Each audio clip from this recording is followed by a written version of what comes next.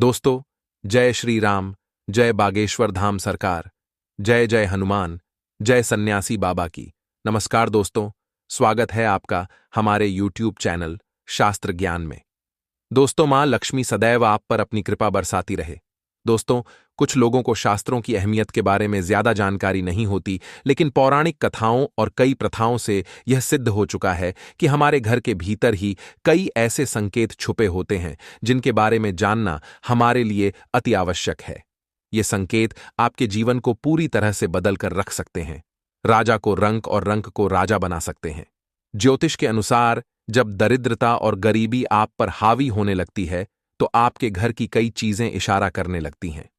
आज हम आपको बताएंगे कि आपके घर में गरीबी आने का संकेत आपको कैसे मिलता है।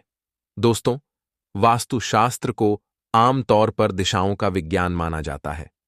कई बार घर की छोटी छोटी बातें जो सामान्य लगती हैं, वह सफलता में रुकावट बन जाती है। जैसे अगर घर में कोई परेशानी दस्तक देने वाली होती है तो उसका सीधा असर घर में लगे तुलसी के पौधे पर साफ दिखाई देता है। तुलसी का पौधा पूरी तरह से सूख जाता है। तो दोस्तों, चलते हैं और सुनते हैं गुरुजी से ही क्या कहते हैं इसके बारे में। आप सभी का एक बार फिर से स्वागत है। जिस घर में मुसीबत और दरिद्रता आने का सबसे बड़ा संकेत मिलता है, सिर्फ तुलसी ही नहीं बल्कि घर में लगे अन्य पेड़ पौधे भी हमेशा हरे भरे रहने चाहिए। दोस्तों, इस बात का भी ख्याल रखें कि मासिक धर्म के दौरान महिलाओं को कभी भी पेड़ पौधों में पानी नहीं देना चाहिए। अगर आपके घर में लगे पेड़ पौधों की पत्तियां सूख रही हैं तो उसे तुरंत कटवा लें। इससे आपके ऊपर कर्ज बढ़ाने की सबसे ज्यादा संभावना बरस जाए। रसोई घर में रात के झूठे बर्तनों को नहीं छोड़ दहाना चाहिए।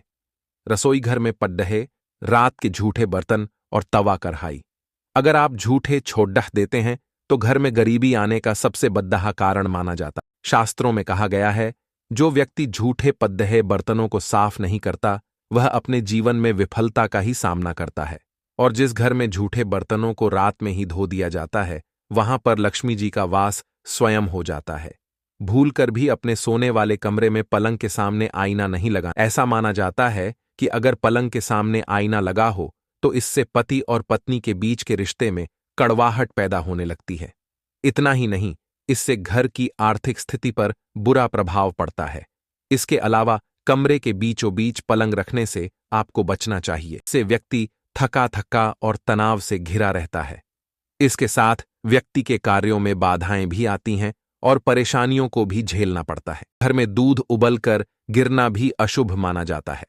इससे अचानक आपके ऊपर पैसों का कर्ज बढ़ सकता है। घर में लोग बीमार होने लगते हैं।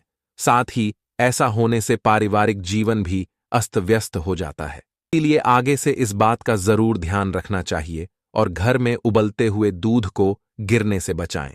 लोग अक्सर अपने घरों में बाथरूम के दरवाजे को खुला छोड़ देते, लेकिन यह गलती आपके लिए काफी भारी पड़ सकती है। बाथरूम का दरवाजा कभी भी खुला नहीं छोड़ना चाहिए। बाथरूम का इस्तेमाल करने के बाद दरवाजा बंद कर दें।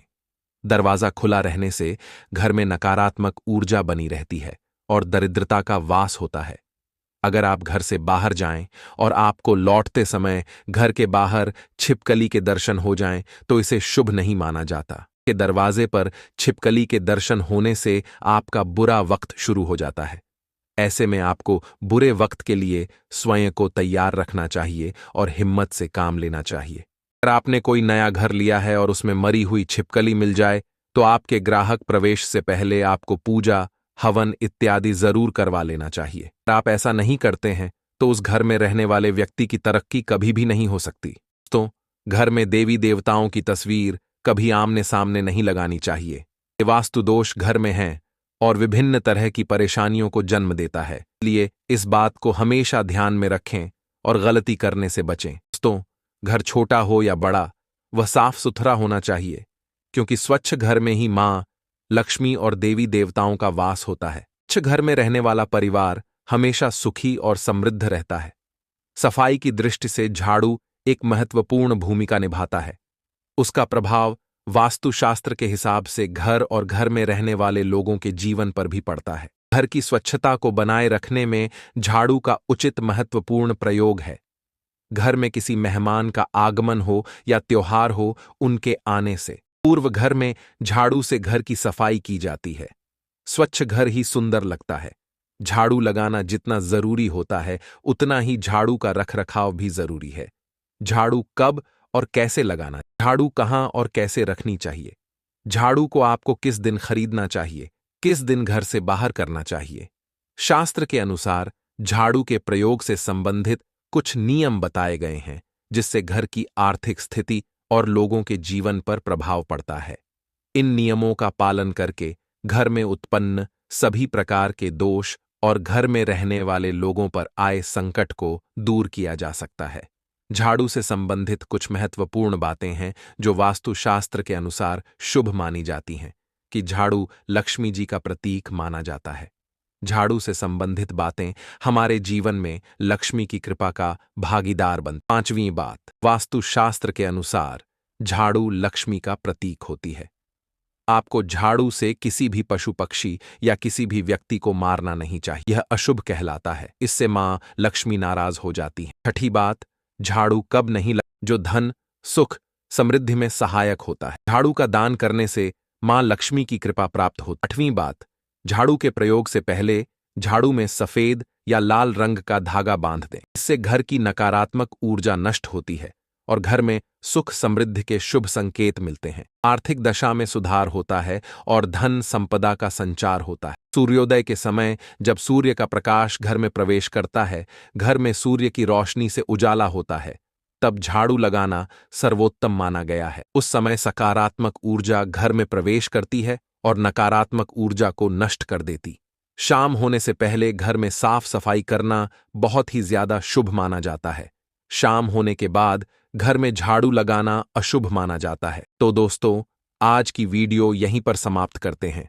आशा करता हूं दोस्तों, हमारे द्वारा दी गई जानकारी आपको पसंद आई होगी। दोस्तों, पसंद आई हो तो वीडियो को एक लाइक और आपके अपने YouTube चैनल शास्त्र ज्ञान को सब्सक्राइब जरूर करें। दोस्तों, मिलते हैं किसी एक नई वीडियो के साथ। तब तक के लिए अपना ख्याल रखना। धन्यवाद।